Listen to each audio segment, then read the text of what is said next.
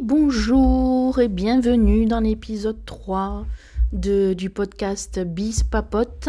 Et aujourd'hui, justement, on va parler des 3 clés de la confiance en marketing. Donc, comment bâtir une confiance en béton avec vos clients ?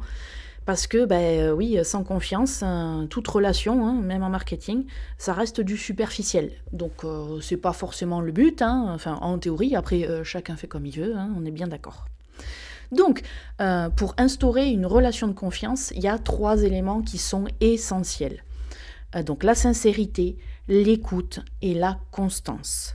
Pas le prénom, Donc, la sincérité. Donc, comme on l'a vu dans l'épisode précédent, le numéro 2, donc, être sincère, c'est vraiment éviter de survendre votre produit et puis de faire des promesses que vous ne pourrez pas tenir. Donc, voilà, c'est aujourd'hui, les gens se rendent assez vite compte quand une marque exagère. Si à un moment, vous avez un matelas, des vendeurs de matelas qui vont vous dire oui, le matelas est garanti 50 ans, vous allez dormir super bien pendant les 50 prochaines années. Non, à un moment, vous voyez très bien que c'est pas possible. Donc, non, ça reste. Faut quand même être raisonnable et surtout être transparent et honnête. Donc ça, c'était le premier point, la sincérité. Ensuite, deuxième point, c'est l'écoute. Alors, vous qui écoutez un podcast, ça tombe bien, mais ça paraît évident, mais c'est souvent les marques parlent plus qu'elles n'écoutent, comme beaucoup de gens d'ailleurs.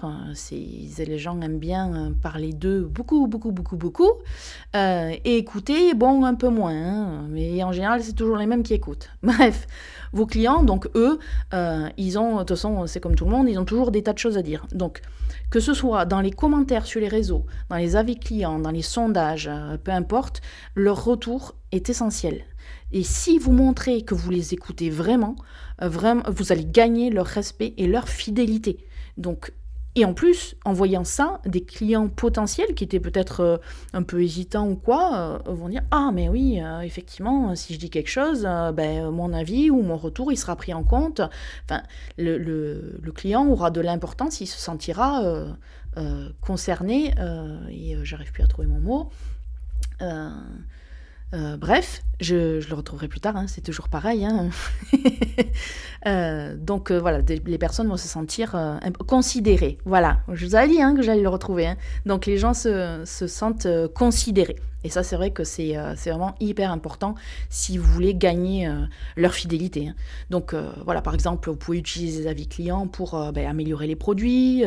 Vous pouvez répondre aux commentaires, même s'ils sont négatifs. Voilà, montrer que vous êtes là pour eux et que votre avis a de l'importance. Bon, après, les commentaires, s'ils sont là juste pour vous déglinguer, c'est pas la peine. Là, vous passez, ils méritent pas votre temps. Voilà, c'est pas le but non plus. Il faut que ça reste courtois et respectueux dans les deux sens.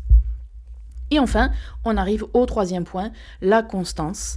C'est la clé d'une relation à long terme. C'est pas quelque chose qui se construit en un jour. Donc vraiment, il faut garder la même vision, les mêmes valeurs tout au long, on va dire, de la vie de votre entreprise. Parce que une marque qui change constamment de voix, ça donne juste l'impression qu'elle ne sait pas où elle va.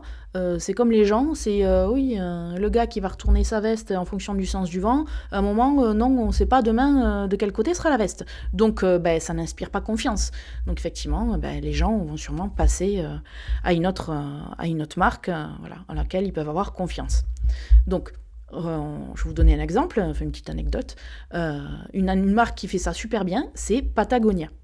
Donc, leur constance dans leur message environnemental, c'est impressionnant. C'est peu importe les tendances ou les changements dans l'industrie, ils restent fidèles à leurs valeurs depuis je ne sais pas combien d'années.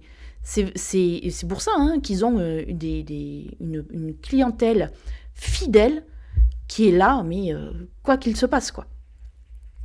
Donc voilà, pour résumer, donc les 3 clés, la sincérité, l'écoute et la constance, c'est clairement la recette magique pour une relation de confiance durable.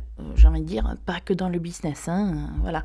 Donc voilà, ça c'est vraiment des bases solides pour que votre marque devienne bien plus qu'un simple vendeur, ça devient un partenaire de confiance, comme aurait dit Darty à une certaine époque. Bref, voilà, voilà. Eh beh, c'était, l'épisode 3. J'espère que ça vous a plu et donc, bah, il y en a un autre qui arrive bientôt, bientôt. Voilà. Allez, à plus.